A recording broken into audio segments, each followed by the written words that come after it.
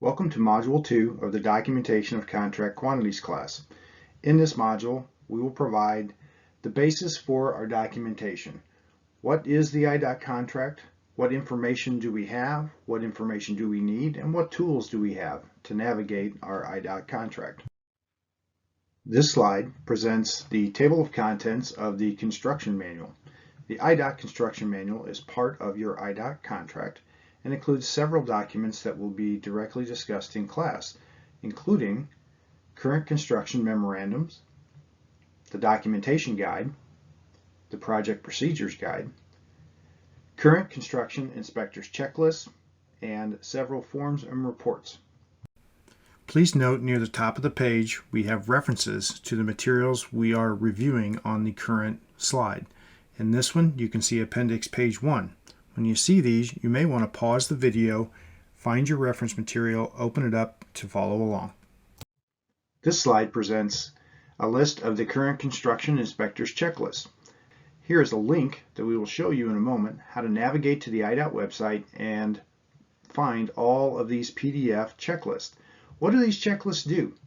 These checklists take you chronologically through the construction sequence for a certain type of pay item work, such as bridge superstructures, continuously reinforced concrete pavement, and contract administration. The contract administration checklist is provided in your appendix as a model of the procedures and requirements of starting a contract, administration during the contract, and contract closeout. As an example of these construction inspectors checklist, we've provided the contract administration checklist. This can be found on pages 3 through 10 in your appendix. You can pause the video, locate your appendix, and review these pages. As you do, you will see that these checklists take you chronologically through each type of pay item work. This one, being contract administration, discusses the beginning of the contract, what types of files you might need, what types of documents you're going to collect and maintain during the contract. Let's go find the current inspector's checklist from IDOT. Type in IDOT contractor resources. Here we go. We're going to click that one. We go to contractor resources at IDOT, and we're working on highways, and we want to pick the manuals and guides. Here we can see all of the manuals, and right here we have the inspector checklists. Right here they're all laid out. They have their revision dates next to them. The one that we just looked at was our contract administration. So I'm going to click that one, and it'll pull up a PDF copy, where in your browser may look a little bit different, but you can always find the save button, and you can save a copy of that, or you can bookmark it. But here we see that inspector's checklist for contract administration and all its pages. We talked a little bit before. These are very helpful, especially if you don't have a ton of experience with IDOT in the field inspection. They will take you chronologically through whatever topic they are presenting. Here we see some examples of IDOT contract job boxes where we have collected the files. Here on the left-hand side is an example of a smaller I-Cors and or manual project. We have lots of different files together, numerous different file folders we've set up. Here on the right-hand side, you can see a job box under the new Construction Materials Management Solution, or CMMS. Many less files in this scenario. We are heading towards paperless projects with IDOT, and this shows quite a difference. Another part of the IDOT construction manual consists of construction memorandums. These memorandums are issued as policy and further detail of how to carry out different aspects of an IDOT contract as they pertain to each individual memorandum. We will navigate to the IDOT website, show you how to get copies of these memorandums. You can see over on the right-hand column it says effective date. These memorandums are subject to change at any time. The IDOT resident engineer, or RE, is responsible for making sure they are using the most up-to-date construction memorandum. Regardless of when the contract was let, you must use the most current construction memorandum in executing that contract. Let's go find the current construction memorandums for IDOT. I'm gonna type in my browser here, IDOT construction memorandum. There we go. Here we got a link right here to the website on IDOT. The construction memorandums takes us right there. As we scroll down, we can see here are the memorandum numbers, if you know them by heart. There's only a partial listing, so you would have to click on the next list in order to get the next one in line. Here is the asset date. That is also the latest revision for each of these memorandums. We go back up to the top. You can click on one of them. You have to click the highlighted link here. Let's go to Memorandum 04, Authorization of Contract Changes. Brings up a PDF. Again, we can save these as we need to. And we can zoom in a little bit here. We can see this is Article 104.02 and 109.04. This is all about payment, authorization of contract changes, and it is Construction Memorandum 04, effective September 10th of 2020. And we can go back to our memorandum site and keep searching to find what we need in terms of memorandums. We need to talk a little bit about why would we keep good records? Why do we need documentation? How many people out there pay taxes? Silly question, because you're probably one person sitting in front of a computer watching this class, but you are likely a taxpayer. And every time we're out there on an IDOT contract, we're spending a little bit of your money as well. So we are accountable to all the taxpayers to be good stewards of the construction funds that we have and use them in the manner that is appropriate and within the intent of our contracts. Good documentation is also required by FHWA, the Federal Highway Administration, and IDOT.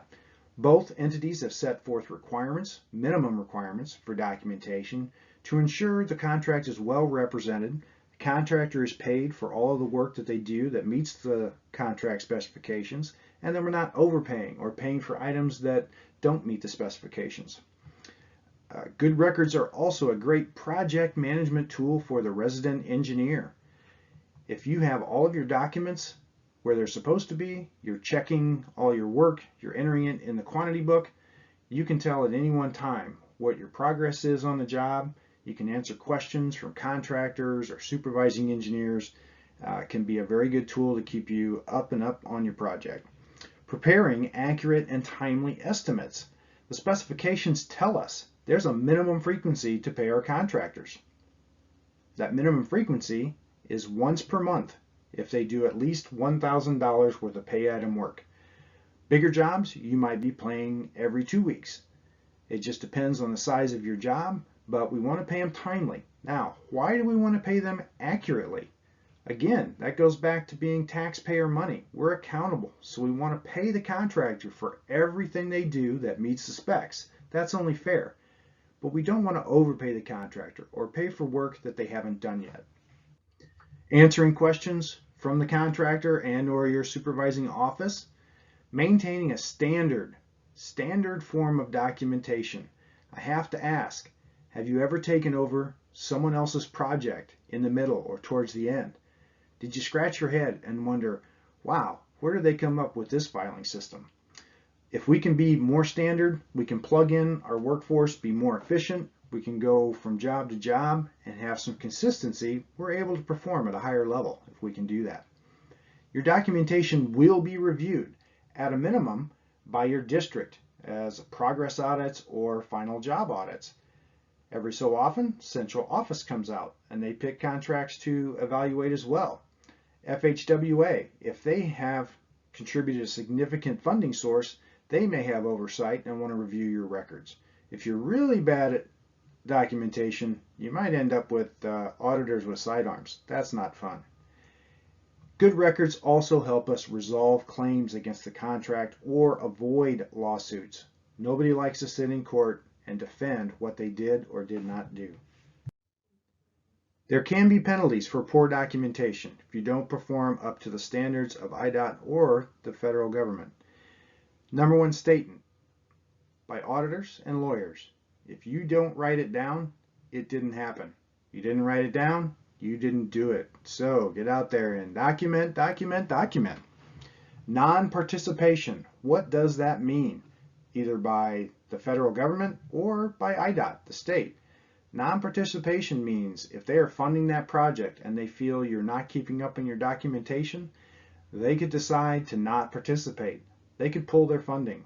Local agency, city, municipality contracts that get their federal funding pulled probably aren't going to continue for very long. There could be extra costs to determine if payments are legal. If you're really bad at documentation, you could have a change of career.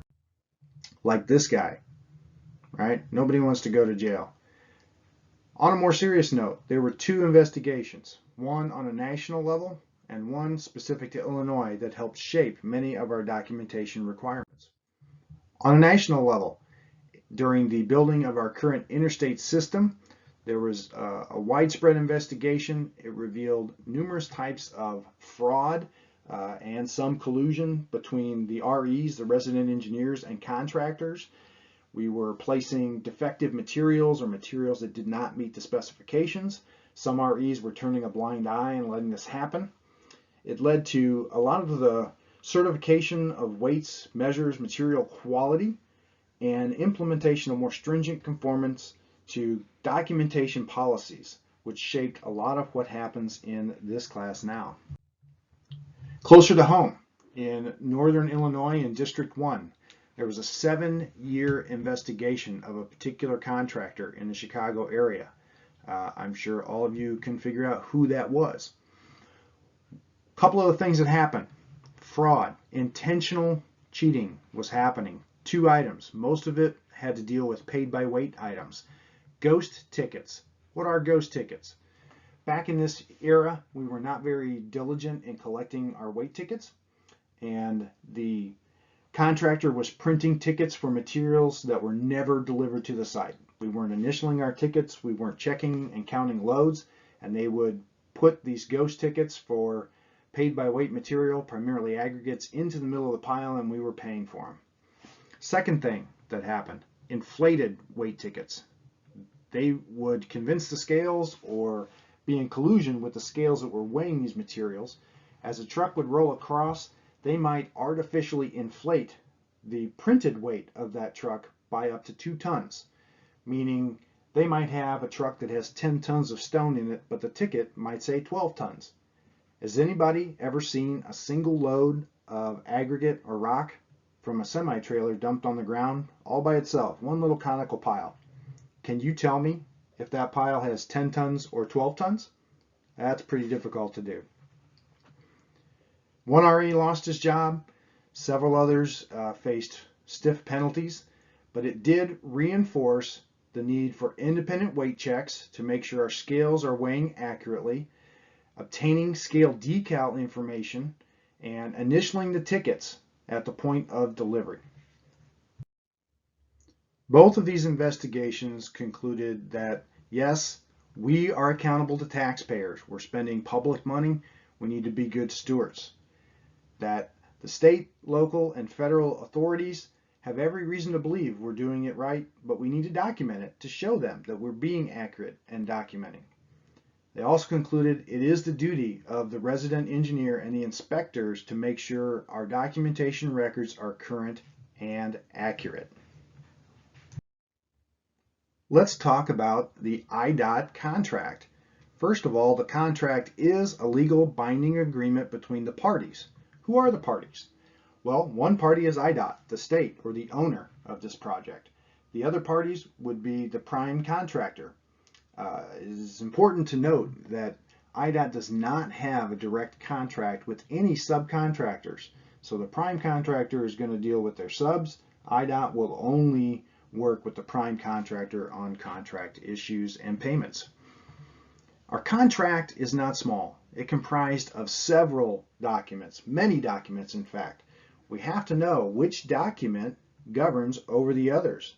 Some of these contract documents would include the plans.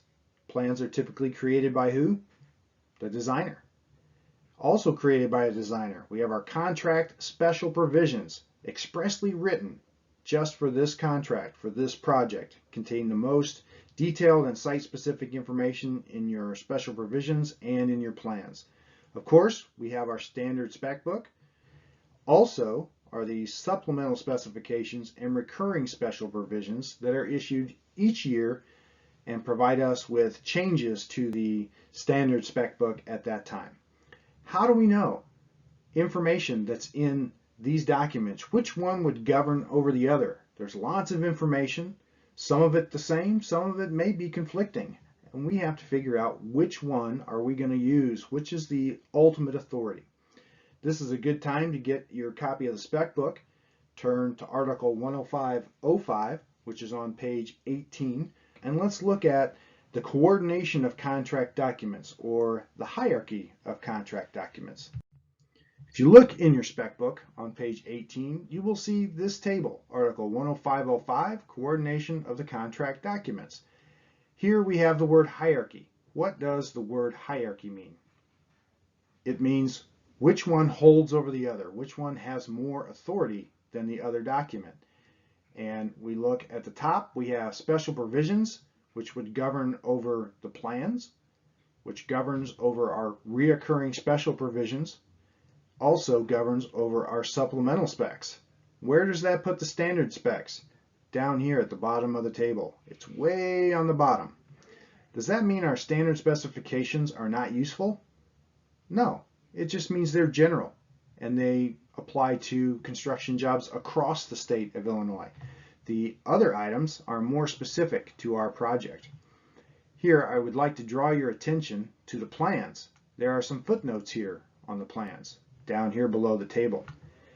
These deal individually with information within the plans. We're going to turn now to Appendix page 12. You have this chart on Appendix page 12. It is the same information that was presented in the spec book, just a little more graphically. Here we can see our special provisions are top. They govern over every other contract document that we have. Next would be the plans. I talked to you about the footnotes that are in the table on page 18, or Article 105.05. Within the plans, we have these items that govern over each other. The blue boxes will govern over the red boxes. What do they each mean? Within the plans, we have scale dimensions. What is a scale dimension?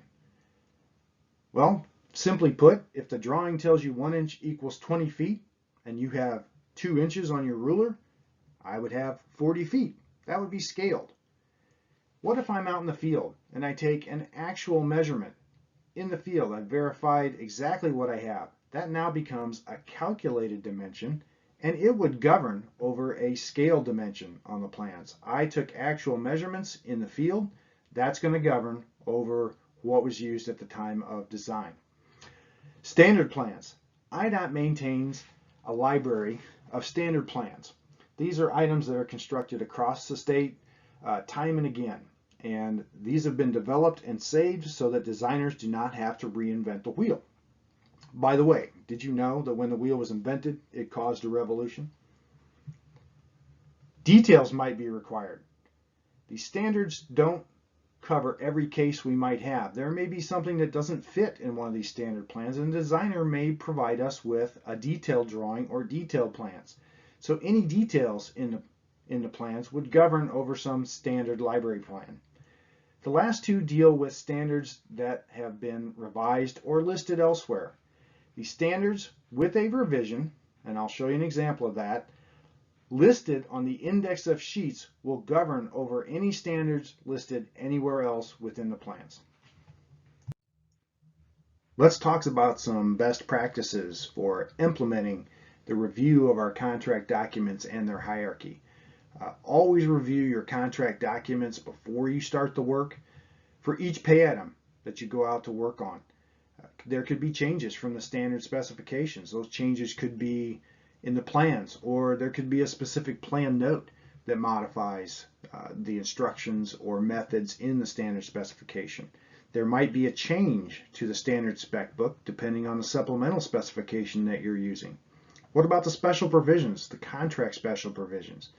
Commonly, designers are changing what's in the standard specs to cater to a very specific point in your actual project. We need to make sure we're always using the most up-to-date information in our contract. Here's an example of how things can change between the standard spec book and a supplemental spec. In the 2016 supplemental or standard specifications, we're looking at pavement patching. That's Article 442.10. We adjust the payment for patching depending on a change in thickness of that patch. If that patch is thicker in the field than planned, we might pay the contractor additional money. If it's thinner than what we anticipated, we might take a little bit of money back because they didn't have as much effort. That change in thickness is on a sliding scale. If the thickness changes between 0 and 15%, we don't change the quantity that we're paying. But if it changes up to but less than 20, here we see a 10% change in quantity. Down here at the bottom, 30% change in thickness or greater is only a 20% change in quantity. Now, in the 2018 supplemental to the standard spec book, a change was made in this method of measurement. The chart now, instead of going all the way up and beyond 30, stops between 30 and 50% change in thickness. We have 20% change in quantity. What if the thickness is more than a change in 50%? That is now deemed an excessive change in the scope of work. Now the contractor can go to Article 104.02 and looking at an adjustment in the unit cost for these types of patches where it's significantly thicker than we anticipated. All right, my favorite time, we get to use the workbook. This is where it becomes a little more interactive for you than just listening to me talk and watching some slides.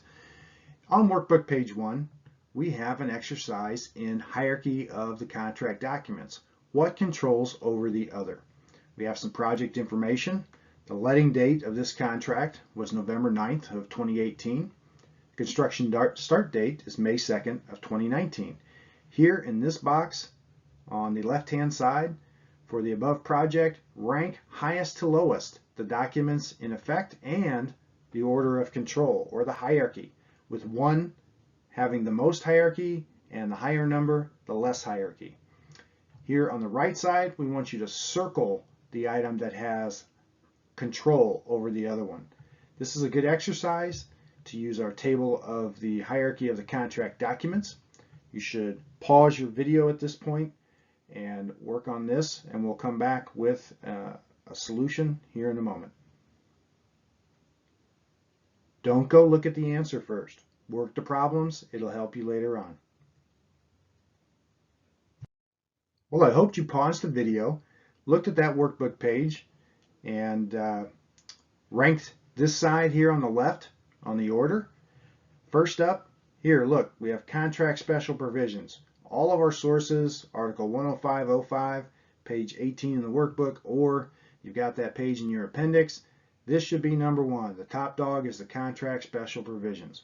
Why didn't we use the supplemental specifications and recurring special provisions that were adopted January 1st, 2019? Well, those documents were adopted after the contract was let, meaning they could not have been used for design, so they would not even apply to our contract. However, the plans that were signed prior to the letting date, those would be number 2 on the list. Number 3, your recurring special provisions. 4, the supplementals. Last but not least, number 5, the standard specifications from 2016. Over here on the right-hand side, circling these documents, these again were the footnotes in that table, or all those flowchart boxes to the right on your page in the appendix. Calculated dimensions, measured in the field, added by us, will govern over scaled dimensions every time. Second one, that standard library of plans, if the designer gives us a detail, that would govern over any standard plan. We also stated that standards with revision numbers that are listed on your index of sheets in the plans are going to govern over any standard numbers listed anywhere else within your documents. The next few slides will help us understand how to use our standard spec book. First, we're going to talk about parts of a specification. I'm talking about pretty much any specification, any article that we find in the standard spec book. We're going to break it down into the key parts of a specification. The one we've chosen to highlight today is section 450. It is relief joint. We've highlighted in a red box the major titles of the sections of a specification. Let's look at these individually. First off, you've got a description or a pay item description. So this is the pay item work, relief joint. This description says the work shall consist of constructing a relief joint in existing pavement. So it told me what it was, told me where I'm at. Next might be a materials section. Why would it be important for us to know what materials are in this pay item? Could there be materials that aren't paid for separately? They are included in the pay item? Absolutely. Why is it important to know what types of materials are in our pay items? What is the one thing we have to do with materials? What are we going to do when they're on our job site? Yes, we're going to inspect them. And a little bit later, we'll talk about collecting evidence that we inspected these materials. We have to make sure that all the materials that we put into our job site meet or exceed the requirements in our plans, contracts, special provisions, and our specifications. Next up, equipment, if it's applicable. There may be an equipment section, and there may be specific equipment types, horsepowers, models that IDOT wants the contractor to use. If there are no equipment requirements for a specification, what type of equipment can a contractor use? Whatever they need to get the job done, right? It would be an end spec. The means is up to the contractor, just get it done. However, IDOT may specify what type of equipment that we need to use on this type of pay item. Next, construction requirements. IDOT has constructed a lot of projects over the years, and we've seen some things that work and some things that don't. So IDOT may specify exactly how they want it constructed. If IDOT does not specify how they want it constructed, again, it's contractors' means and methods, get to the end spec. Next, one of the two most important sections of a spec for the purposes of calculating quantities for payment is the method of measurement. How will I measure this work in order to calculate payment? For this example, it says this work will be measured for payment in feet along the joint from edge to edge of pavement. That's pretty descriptive. It told me exactly where to lay my tape to measure this relief joint along the joint from edge to edge of pavement. Very specific instructions. We will have other examples as we go through class of specifications that tell us exactly what we're going to consider for measurement in our quantities that we're going to pay the contractor. So method of measurement, you'll hear that many more times. Very important for this class. Next one that's also very important for this class, basis of payment. This section provides the methods of how we're going to pay for the work. We've measured it in the previous section. Now we're going to pay for it. This one tells us work will be paid for at the contract unit price per foot. So this per foot just told us what is our pay unit.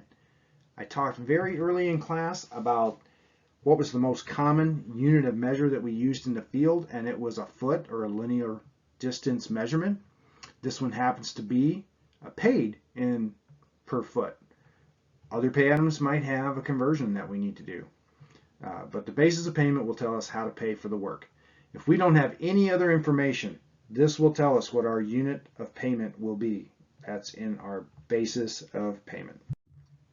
The next several slides will take us through some of the sample documents and items you will see in an actual IDOT contract.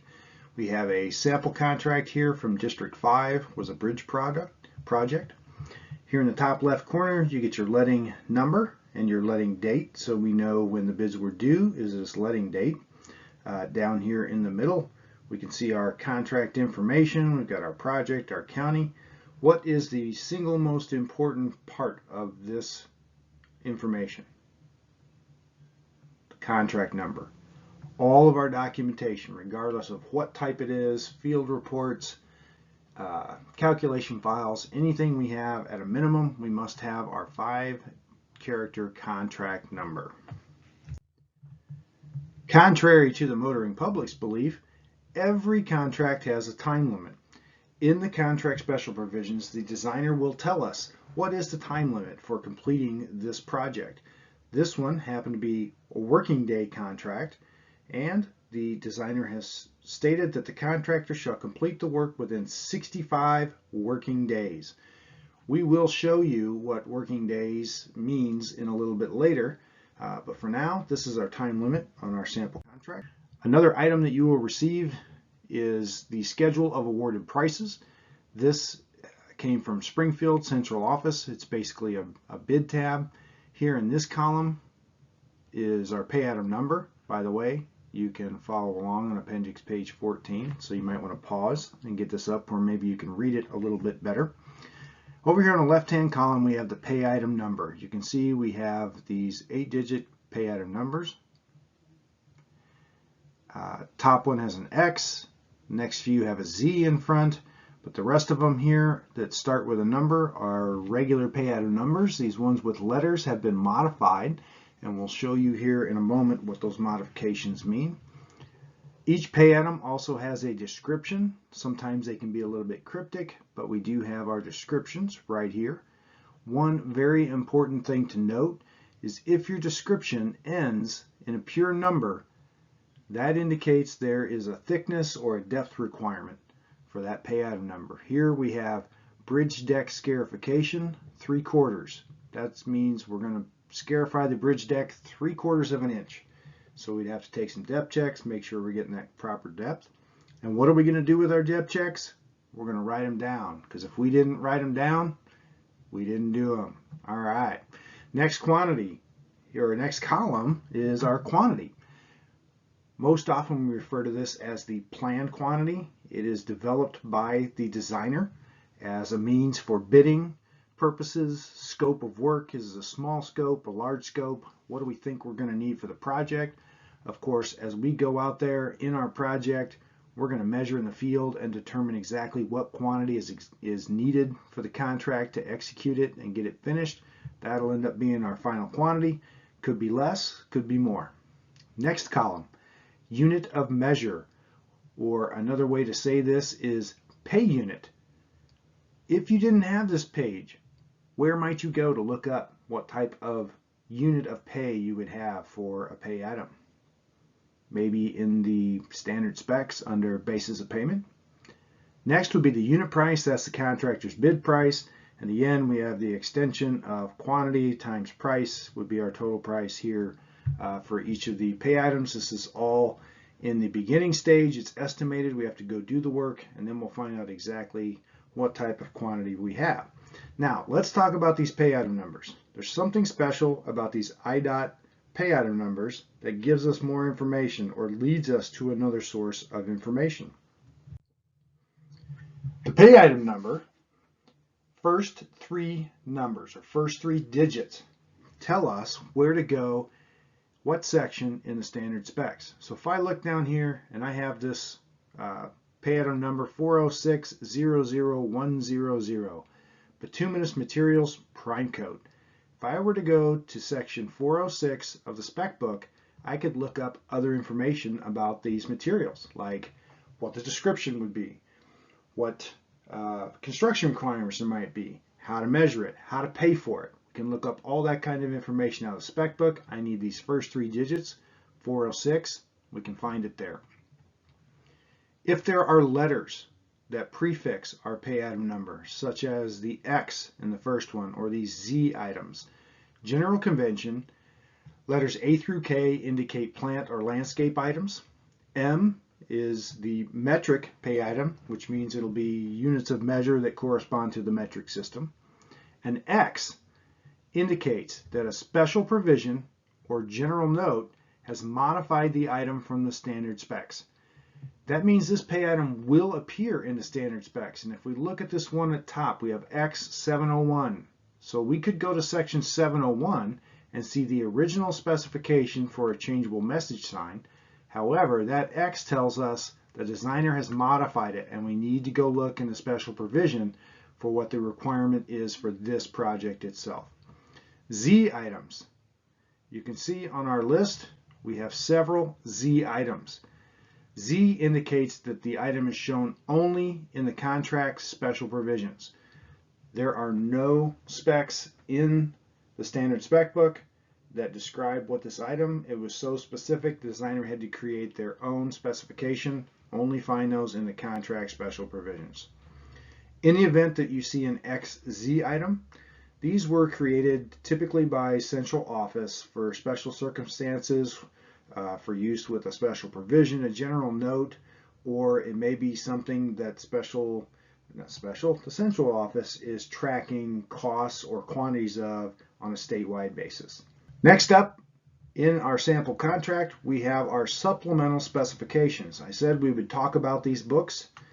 In the contract special provisions, the designer will give us a copy of the table of contents of which supplemental is to be used on this contract. This page shows the 2023 supplemental specifications. However, remember, we're dealing with the 2016 standard spec book. This contract, the designer was using the 2018 supplemental for development of the plans and specifications. So during construction, we're going to use our 2016 standard spec book in conjunction with these 2018 supplemental specifications. What do these supplemental specifications mean for us? Well, we only print the standard spec book about every 4 to 5 years. In between years, construction methods can change, materials can change, we get better information, we want to make our projects better and our specifications more clear and concise, so we may have changes. These supplemental specifications that come out each year are an opportunity to change specifications, add specifications, delete specifications, specify different materials, new innovations and work that we want to use to stay on the cutting edge. The other thing the supplementals contain within them, if we have errors or errata for the standard specifications, it will be corrected and changed here in the supplementals. These recurring special provisions are items that relate to IDOT construction projects but might not necessarily apply to every contract that IDOT puts out. So the designers have a check sheet. It is called the Reoccurring Special Provisions Check Sheet. The designer will indicate with a mark, typically an X, which of these reoccurring special provisions apply to your project. Only the recurring special provisions with an X will apply. It is very important that you go to your check sheet, look at which ones apply, maybe mark those in your book for your specific contract so that you know which ones apply to your contract. In the beginning of the contract, special provisions, you will have a table of contents. Typically within the first text page of the special provisions, the designer will provide this paragraph that tells us which standard specification we're going to use. I put a red box around it here. For this contract, we are using the 2016 standard specification. If your contract has federal aid dollars in the contract, you will likely have 12 to 15 pages of federal aid provisions. These are above and beyond your typical IDOT contract, where the Federal Highway Administration has more restrictions or other requirements for your project. Why do we bring this up? Mainly to talk about why we keep good documentation or false statements. You can see right here, item 8 deals with false statements. We're not going to read the whole thing. You can reference appendix page 19. We're going to key in on the last couple of paragraphs. It says, whoever knowingly makes any false statement, false representation, false report, claim with respect to character, quality, quantity, or cost of any work to be performed, materials to be furnished, whoever knowingly makes false statements or false representation in material fact in any statement, certification, or report shall be fined and could go to jail or both up to 5 years. Well, what does this mean? Making a false statement. In the case of the national investigation, we found false statements of REs regarding material quantity. In the case of District 1 in the 90s in the 7-year investigation of one particular contractor, we found fraud and collusion with that contractor. And these would be false statements. What else could be a false statement? What if, let's say you're out there and you're putting in some storm sewer and all of a sudden you hit a water line that you didn't know was there. We're not putting in any water line in our contract, but we need to replace it. We need to fix it. We disturbed it doing the work. We have to fix it. That would be part of the intent of the contract. So you say, hey, contractor, how about I pay you a few extra feet of storm sewer and you just fix this water line and then I don't have to do a bunch of paperwork for authorizations. Contractor says, yeah, I'm getting paid. I don't care what you do. Well, that would be quantity of work or cost of work. We are burying that work in another pay item, or we're swapping one pay item for another. Both of those activities are illegal and can get you in big trouble. All right, so those are illegal. Let's not do that. Sample contract on the plan cover sheet. Good information. In the middle, we have our location diagram. Please review that. Make sure you're using the right plans for the right construction site. You've got your contract number. The other piece of information on your plans will be who the designer is. Should also be in your contract special provisions. We talked about those standard numbers that are listed in your index of sheets. We have our standards listed and we listed the revisions. So the first few digits are the standard number, then you have a dash and some numbers after it, indicates a specific revision level. You can see this item number, no revision. Remember, index of sheets will govern over standards or standard numbers listed anywhere else. Specialty items. What are these? Why do we have them? The designer, when they're putting the schedule of quantities for the job together, they're going to decide what the specialty items are and why do they have them. General contractors or prime contractors are not generally able to complete 100% of the work when we have focused or skill-specific tasks, such as here we've got traffic barrier, maybe we've got guardrail. Another common thing would be maybe electrical work, electrical cable or signaling components. We're not expecting the prime to be able to complete 100% of the work. So IDOT has a rule in the specifications in Article 108.01 that states that the prime contractor must perform 50% of the work by final cost. We don't want to hire a construction manager. We want that general contractor to have some responsibility to do work with its own labor force on the contract. They can subcontract the rest of it. When we're deciding whether they've met this 50% rule, we are allowed to remove the cost of these specialty items as designated by our designers. That would not be included in the 50% we are requiring the prime contractor to perform. Another important part about payment on our contracts is allocating who's going to pay for what work. You may have multiple fund types or fund codes. A fund code means I'm going to write a check out of this account for this portion of the work. And a lot of times you'll see this when IDOT has a contract that runs through a town or a city or a municipality. And let's say we're milling and overlaying a state route that runs through one of these towns, and the village or town says, hey, we have parking spots that are next to this and they're in bad shape, so we'd like to have them replaced as well. IDOT says, hey, that's great. We'd love to put that in our contract, but you guys are going to have to pay for the portion that's not in our right-of-way that we're maintaining. So the village and the state agree. Here we can see on this one, maybe it's a little hard to see on this one, but we had a federal component and a state component. This was actually a multi-bridge contract, and each bridge, you can see the word bridge here, each bridge had its own fund code. So they were tracking these different bridges with a different fund code. Another example of a fund code, Here we have a traffic signal project that spanned multiple municipalities and 2 counties. We had Iroquois County, we had Kankakee County. Within Kankakee, we had Bourbonnais, Bradley, Kankakee, and Momence as municipalities that these signal projects were performed in. And you can see under each one, there's a different split between the state and the city as to who was paying for the contract. So each one of these would have a different fund code associated and a different quantity for each fund code might be present, as you can see down here. So when we're documenting our work in the field, we're going to make sure we're in an area of similar fund codes or keeping them separated on our source documents.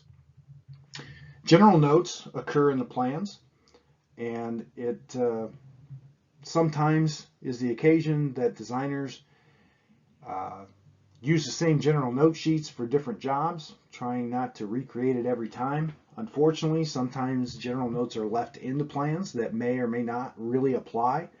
The important thing here is that if you have notes in the plans and there's a discrepancy between the general note in the plans and the special provisions, guess what? Special provisions would govern. We got to go back to our hierarchy and look at that. All right. What if a general note had a discrepancy with the standard specifications? Which one would apply? The plans or the standard specs? Which one governs over the other? Think back to your hierarchy. That's right. It would be the plans. They have hierarchy over the standard specifications. Also in the plans are going to be our drawings, which would contain typical cross sections. May not show us every single foot of the job, but they're going to give us some typical cross sections. You usually have the existing cross section where we can verify that the design matches what we have in the field. Down at the bottom, we show what the proposed typical cross section will be. So this will be after we have performed our construction. Here we have a sample contract award notice. This is developed and printed out of central office in Springfield, and it contains basically the bid tabulation for the responsible lowest bidder. So an award notice equals we found the lowest responsible bidder. What does responsible mean? That means they've satisfied the contract requirements in the bid package for insurance or company type for working on this contract. We have an awarded date.